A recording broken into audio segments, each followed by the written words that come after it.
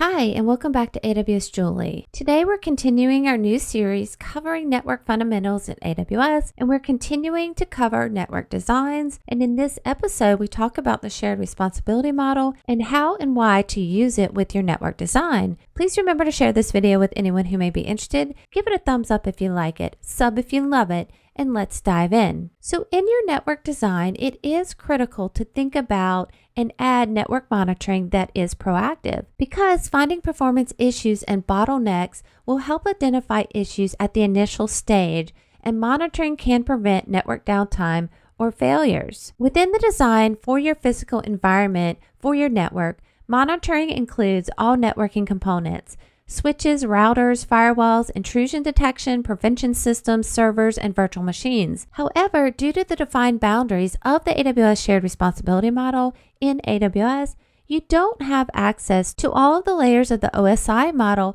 as you would in a physical environment or data center. And we have videos in this series covering the layers of the OSI model. The AWS shared responsibility model defines the roles and responsibilities for you and for AWS. AWS is responsible for maintaining the hardware and facilities known as the AWS Global Infrastructure and the software that defines the services in AWS. You are responsible for configuring and maintaining the AWS services that manage and regulate network traffic that traverses your network, including the security and accessibility of the data that travels through your network. An on-premise environment or an environment in AWS requires monitoring and performance after you configure your design. Based on the AWS shared responsibility model, you are responsible for the data and systems in AWS. So that is client-side data encryption integrity, authentication, server-side encryption, protecting your network, encrypting your data, using SSL certificates, and so on. But also you're responsible for your operating systems, for your network and firewall configurations, for your applications, for your identity and access management, for customer data, backing up that data, and also securing that data. All of this needs to be included in your network design to add the visibility to maintain the optimal performance.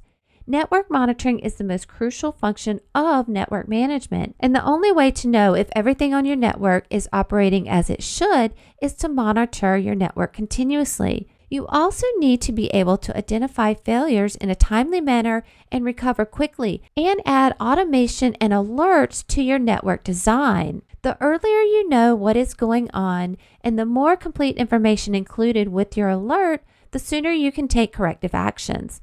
Alerts should announce not only when a problem has occurred or a threshold is being approached, but also contain information to identify the device and the thresholds that was breached to trigger this alert. And AWS provides multiple services to help with this monitoring and automation of your network design. We have services like Amazon CloudWatch, VPC Flow Logs, Traffic Mirroring, VPC Reachability Analyzer, the AWS Transit Gateway Network Manager, AWS CloudTrail, and so on. And throughout this series, we're going to take a deeper dive into each. Now, in the next video, we're going to step back and dive deeper into networking and IP addresses, which we covered in an earlier lesson from the OSI model, but we're going to take a little bit of a deeper dive. Thanks so much for stopping by, and I hope to see y'all again real soon.